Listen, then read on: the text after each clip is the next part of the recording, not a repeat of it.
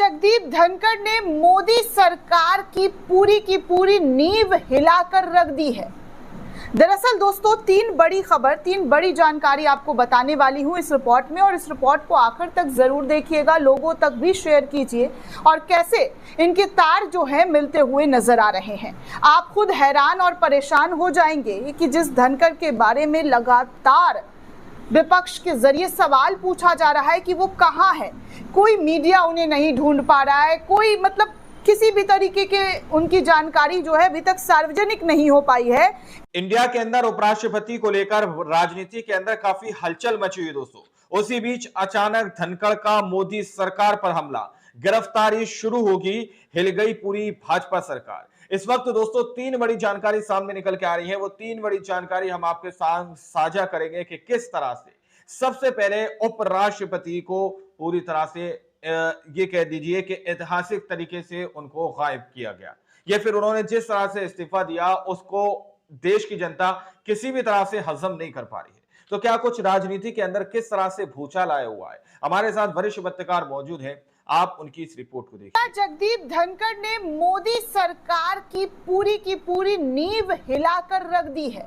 दरअसल दोस्तों, तीन बड़ी जानकारी आपको बताने वाली हूं इस रिपोर्ट में, और इस रिपोर्ट को आखिर तक जरूर देखिएगा, लोगों तक भी शेयर कीजिए और कैसे इनके तार जो है मिलते हुए नजर आ रहे हैं। आप खुद हैरान और परेशान हो जाएंगे कि जिस धनखड़ के बारे में लगातार विपक्ष के जरिए सवाल पूछा जा रहा है कि वो कहाँ है, कोई मीडिया उन्हें नहीं ढूंढ पा रहा है, कोई मतलब किसी भी तरीके के उनकी जानकारी जो है अभी तक सार्वजनिक नहीं हो पाई है कि भैया देश के पूर्व उपराष्ट्रपति कहाँ अचानक से गायब हो गए इस्तीफा देकर। और सबसे बड़ी शॉकिंग की चीज थी दोस्तों जगदीप धनखड़ का इस्तीफा। जी हाँ, ये अपने आप में एक बहुत बड़ी शॉकिंग चीज थी कि जगदीप धनखड़ ने अचानक से, जी हाँ, मानसून सत्र का जो पहला दिन था उस दिन वो मतलब राज्यसभा में मौजूद थे, पद पर जी हाँ विराजमान थे। शाम तक उन्होंने पूरी कार्रवाई की, सत्ता पक्ष विपक्ष की बातें सुनी, और अचानक से, जी अचानक शाम में मतलब रात होने से पहले कुछ घंटे पहले जगदीप धनखड़ का इस्तीफा आ जाता है। ये अपने आप में शॉकिंग है दोस्तों, हर किसी के लिए शॉकिंग था कि सबसे पहले, जी हाँ, सबसे पहले जो है जगदीप धनखड़ का इस्तीफा, और उसके बाद इस्तीफे के बाद ना उनको फेयरवेल दिया जाता है, ना किसी तरीके का कोई चीज उनको लेकर सामने आता है, बस स्वास्थ्य उनका खराब। कल परसों अमित शाह ANI के साथ पॉडकास्ट कर रहे थे, या यूं कहे कि इंटरव्यू कर रहे थे, तो उसमें भी कह रहे थे कि जगदीप धनखड़ स्वास्थ्य सेवाओं की वजह से इस्तीफा दे दिया। मतलब हजम करने वाली बात नहीं है, मतलब हजम हो रही है आपसे, मुझसे तो नहीं हो पा रही है कि भैया जो सुबह से लेकर शाम तक राज्यसभा की कार्रवाई करते मौजूद रहते हैं, अपना काम धंधा करते हैं, और अचानक से उनकी तबीयत बिगड़ जाती है कि इस्तीफे तक बात पहुंच जाती है। तो सबसे बड़ा शॉकिंग तो खबर ये था दोस्तों। लेकिन और दो बड़ी शॉकिंग खबर आपको बताऊंगी तो आपको भी समझ में आएगा कि क्या वाकई ऐसे कोई लिंक, ऐसे कोई तार जुड़े हुए हैं एक दूसरे से, जहां पर जगदीप धनखड़ कुछ ऐसी चीजें जान रहे थे, कुछ ऐसी चीजें उनको पता थी जिसकी वजह से मतलब ये जो देश की राजनीति में अचानक से भूचाल आ गया है। इस पर भले ही खुलकर चर्चा नहीं हो रही है, लेकिन दबे छुपे जुबान इस बात पर जरूर जोर दिया जा रहा है कि असली मास्टरमाइंड जगदीप धनखड़ है, और उनके इस्तीफे के बाद से ही देश में एक अलग तरीके की चीजें देखने सुनने को मिल रही है। सबसे पहले जगदीप धनखड़ का इस्तीफा, उसके बाद राहुल गांधी का प्रेस कॉन्फ्रेंस, और चुनाव आयोग और मोदी सरकार, जो 240 सीट वाली मोदी सरकार है, उसको लेकर राहुल गांधी के बड़े बड़े खुलासे। वोट चोरी का अचानक से राहुल गांधी सबूत देश के सामने पेश करते हैं कि वोट चोरी हुआ है, चुनाव आयोग इसके लिए जिम्मेदार है।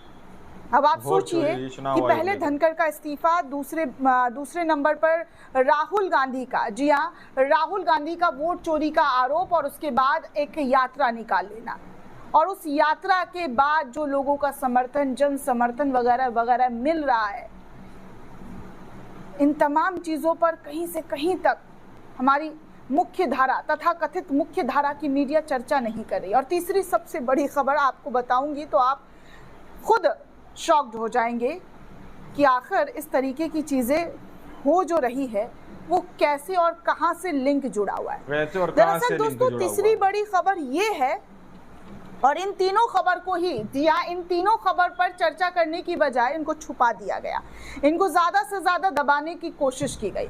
तीसरी बड़ी खबर दोस्तों, अंबानी, जी हाँ, अंबानी के घर पर छापा मारी।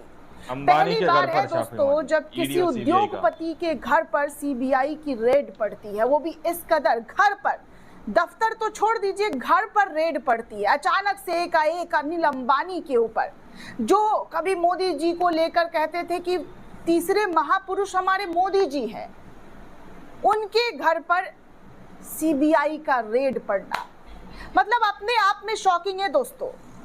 इतिहास उठाकर देखिएगा तो किसी भी, जी हाँ, किसी भी राजनीतिक दलों के टाइम पर जो है इस तरीके का इतना बड़ा एक्शन, और सबसे बड़ी कमाल की बात दोस्तों, महाराष्ट्र में बीजेपी की सरकार, केंद्र में मोदी की सरकार, और उनके सरकार के रहते हुए सीबीआई का इतना बड़ा रेड जो है, वो भी कुछ करोड़, चंद करोड़ रुपए, जी हाँ, 1700 करोड़ रुपए की वजह से इतना बड़ा एक्शन ले लिया जाता है, वो भी उद्योगपति अंबानी, जी हाँ, जिसका नाम मोदी जी पूरे सदन में, जी हाँ, जितनी बार भी सदन की कार्रवाई शुरू हुई है अंबानी अडानी को लेकर लगातार विपक्ष राहुल गांधी घेरते रहे, लेकिन मजाल है कि हमारे मोदी जी नाम उनका कभी लेते हुए नजर आए हो ना। बाबा ना, नाम तो उनका कभी लिया ही नहीं गया। और इन तीनों बड़ी खबरों की चर्चा मीडिया में ज्यादा नहीं है दोस्तों, ज्यादा उछाल नहीं दिया जा रहा है, जैसे तैसे करके मीडिया बस नाम भर का खबर छापकर अपना पलड़ा झाड़ ले रही है। अब आप सोच सकते हैं कि एक उद्योगपति और जो राजनीतिक घराना होते हैं उनके बीच किस तरीके का तालमेल होता है। मैंने एक रिपोर्ट भी की थी और बड़े बड़े लोगों के जरिए ये भी कहा जा रहा था कि देखिए 2025 में कुछ बड़ा होने वाला है। पहले उद्योगपति कांग्रेस को चंदा फंडिंग नहीं देती थी, लेकिन अब जो है देना शुरू कर चुकी है, और अचानक से अंबानी के घर पर रेड पड़ना, वो भी इतने बड़े लेवल पर, और वो भी कुछ, इनके लिए तो कुछ ही पैसा है दोस्तों, हमारे आपके लिए बहुत ज़्यादा है, लेकिन इन लोगों के लिए तो बहुत कम पैसा है, उसके लिए रेड पड़ जाता है। तो कहीं ना कहीं इन तमाम चीज़ों का तार धनखड़ से लोगों के माइंड में जुड़ रहा है दोस्तों। बहुत बड़े बड़े लोग, पत्रकार, जर्नलिस्ट इस पर चर्चा कर रहे हैं। द वायर की पत्रकार आरफा खानम के जरिए भी इस बात का जिक्र किया गया है कि धनखड़ क्या मोदी सरकार की खंबे को नींव को हिला रहे हैं। इसी वजह से वो बताया जाता है, मतलब अंडरग्राउंड हो गए, कहाँ चले गए, कुछ जानकारी उनके बारे में किसी को नहीं पता है कि भैया जो है धनखड़ साहब है कहाँ। लोग ढूंढ ढूंढ कर परेशान है, लेकिन उनके बारे में कुछ पता नहीं चल पा रहा है। तो इस तरीके का राजनीतिक गलियारे वरिष्ठ पत्रकारों के बीच जो है काफी चर्चा चल रही है। अब देखिए दोस्तों, खबर ये है कि अनिल अंबानी के घर सीबीआई का छापा पड़ा तक बात पहुंच जाती है और कहा गया कुछ तो गड़बड़ है। 17,000 करोड़ रुपए की बैंक की धोखाधड़ी से जुड़ा हुआ मामला है और अनिल अंबानी के घर पर सीबीआई का छापा पड़ जाता है। मतलब आप सोच सकते हैं कि अनिल अंबानी के घर पर, ऑफिस दफ्तर छोड़कर सीधे घर पर सीबीआई पहुंचती है और सब कुछ सील कर लेती है। उसके बाद अनिल अंबानी के घर सहित कई ठिकानों पर रेड होता है और बैंक लोन फ्रॉड के मामले पर इस तरीके का एक्शन जो है लिया जाता है। आज से कई साल पहले तक दोस्तों हम लोग सुनते थे कि अनिल अंबानी का जो है कारोबार लॉस में चल रहा है, इतना सारा लोन ले लिया है, लेकिन अचानक ऐसी चीज़ें देखने को मिली दोस्तों कि पूरी की पूरी राजनीतिक गलियारों में इस खबर को और ज़्यादा हवा मिल गई है कि भैया कुछ तो चल रहा है, क्योंकि उद्योगपति के घर पर ऐसे ही छापेमारी और रेड नहीं पड़ जाते हैं, वो भी अंबानी परिवार पर हाथ डालना। मतलब आप समझ सकते हैं कि क्या और किस तरीके की चीजें हो रही है जिसकी भनक हम लोगों को नहीं लगने दिया जा रहा है। अब देखिए अंबानी के शेयर अचानक से लोअर सर्किट पर आकर गिर रहे हैं, ऐसी भी खबरें निकलकर सामने आ रही है। खैर आपको बता दूं कि जो अंबानी हैं, मुकेश अंबानी, उन्होंने, जी हाँ, उन्होंने मोदी जी को लेकर कितने तारीफों के पुल और कसीदे पढ़े थे ये भी आप जान लीजिए। पीएम मोदी को लेकर मुकेश अंबानी का क्या बयान था और किस तरीके की बातें वो लोग करते हुए नजर आए हैं, मुकेश अंबानी हो या अनिल अंबानी हो, कि रिलायंस एक गुजराती कंपनी थी और हमेशा रहेगी। वैसे और कहां से ये लिंक भी जुड़ा कहा हुआ है? कि जमकर मोदी जी की तारीफ की। अंबानी ने जो है कहा था कि पीएम मोदी देश के इतिहास के सबसे सफल प्रधानमंत्री है। इस तरीके की बातें जो है अंबानी परिवार के जरिए हमेशा मोदी जी को लेकर कहा गया, लेकिन अचानक से अंबानी परिवार पर इतना अंबानी के बड़ा घर पर आफत आ गया छापेमारी, दोस्तों ईडी और सीबीआई कि का। 17,000 करोड़ को लेकर, जी हाँ 17,000 करोड़ को लेकर सीबीआई की पूरी टीम उनके घर पर पहुंच जाती है। दरअसल दोस्तों अनिल अंबानी को 10 दिन का समय भी, जी हाँ अनिल अंबानी ने दस्तावेज जमा करने के लिए 10 दिन का समय तक, जी हाँ, मांगना शुरू कर दिया है सीबीआई से कि भैया हमको 10 दिन का समय दीजिए। इस आर्टिकल में नवभारत टाइम्स के लिखा है कि सीबीआई ने रिलायंस कम्युनिकेशन और उसके मालिक अनिल अंबानी के कई ठिकानों पर छापेमारी की। पीटीआई के मुताबिक ये कार्रवाई बैंक में धोखाधड़ी के मामले से की गई है। आरोप है कि धोखाधड़ी से स्टेट बैंक ऑफ इंडिया को लगभग 2,000 करोड़ रुपए का नुकसान हुआ। सीबीआई ने इस मामले पर एफआईआर दर्ज कर ली और जांच जो है सीबीआई की शुरू कर दी गई। सीबीआई का कहना है कि इस मामले में कुछ गड़बड़ लग रहा है। जी हाँ, कुछ गड़बड़ लग रहा है। इससे पहले 5 अगस्त को ईडी ने अनिल अंबानी से लगभग 10 घंटे की पूछताछ की थी। ये पूछताछ 17,000 करोड़ रुपए से अधिक के बैंक के। दोस्तों आप लोगों ने इस वीडियो को शुरू से आखिर तक देखा। जो बातें धनखड़ को लेकर बताई जा रही है, उपराष्ट्रपति धनखड़ को लेकर जो बातें कही जा रही है दोस्तों, वो बातें सभी लोगों को हजम नहीं हो रही कि जिस तरह से मानसून सत्र के आखिरी दिन भी धनखड़ मौजूद थे, लेकिन शाम होते होते उनके स्वास्थ्य खराब होने की वजह से उनका इस्तीफा हो गया। ये बात किसी के समझ नहीं आ रही।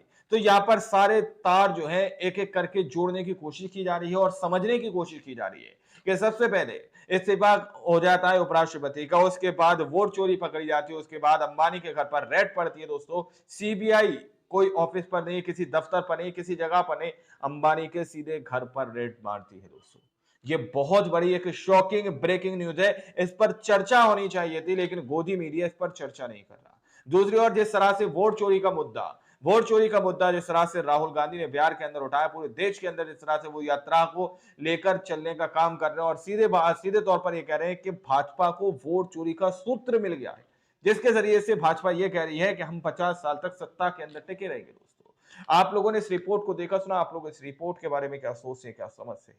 अपनी राय कमेंट सेक्शन में जरूर दीजिएगा। मिलते हैं अगली वीडियो में, जब तक के लिए जय हिंद, जय भारत।